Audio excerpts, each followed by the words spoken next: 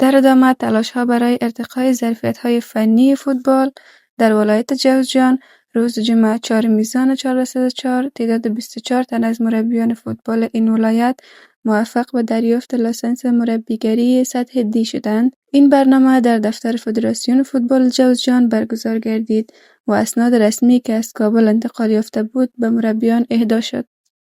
استاد فتای جمالی از مدرسین این دوره گفت این کورس چند ماه قبل با همکاری فدراسیون فوتبال افغانستان و به مدیریت استاد محمد طاهر رؤوفی و استاد محمد حسین محمدی در جوزجان برگزار گردید. اکنون با دریافت لیسانس ما تلاش خواهیم کرد تا این مربیان را برای لیسانس سی نیز کاندید کنیم تا ظرفیت‌هایشان بیشتر ارتقا یابد.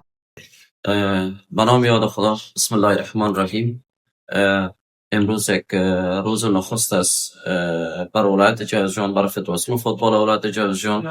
یک روز ویژه گفته میشه که چند قبل با مدرس عزیز ما استاد طاهر رؤوفی، مدرس فدراسیون فوتبال افغانستان که اینجا اشتراک کرده بودن و 24 تن از مربیای ما که با ما یک جای اینا استاد رؤوفی تدریس کردن، خوشبختانه امروز لایسنس از اینا به دستشان آمدن، لایسنس دیشان. انشالله ما بتانیم تا توان و قدرت داشته باشیم و این مربیای عزیزی که دارنده لایسنس دی هستن ما بتانیم انشالله به زودترین فرصت با فدراسیون فوتبال ولایت خود و با فدراسیون فوتبال ولایت افغانستان هماهنگی کرده اینا را بتانیم به لایسنس سی کاندید بکنیم تا باشه که ظرفیت های ما که داریم، مربیای ما را ظرفیتشان و از نگاه تکتیک و تکنیک اینا و آگاهی فلسفه و مربیگریشان بالاتر برن. انشالله ما این کار را به زودترین فرصت میکنیم و یک تشکری میکنم از فدراسیون فوتبال افغانستان که در این راستا ما را کمک همکاری کردن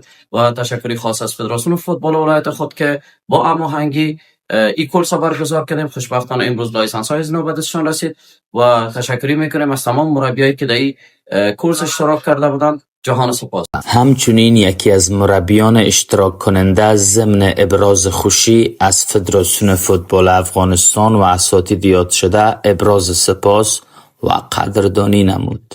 بسم الله الرحمن الرحیم.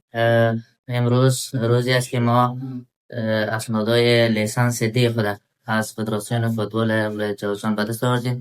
ای تقریبا چند ماه پیش ما سمینار لیسانس دی را با راهنمایی استاد محمد طاهر رؤوفی و همچنان استاد عبدالفتاح جمالی و استاد محمد حسین محمدی در اینجا سمینار دار کرده بودن که ما اشتراک کردیم در اونجا و افتخار بزرگ است که امروز لیسانس رو به دست آوردیم.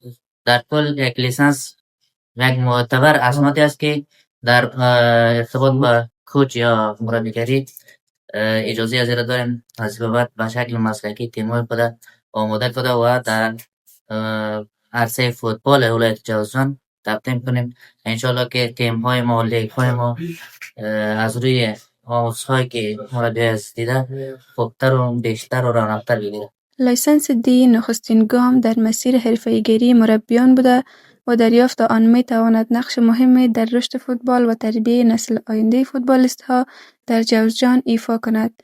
صفحه عمومی ورزش ولایت جوزجان برای تمامی این مربیان آرزوی موفقیت و پیشرفت‌های بیشتر در مسیر خدمت به فوتبال کشور دارد. مسعود رحیمی، نماینده خبرنگاران ورزشی جوزجان.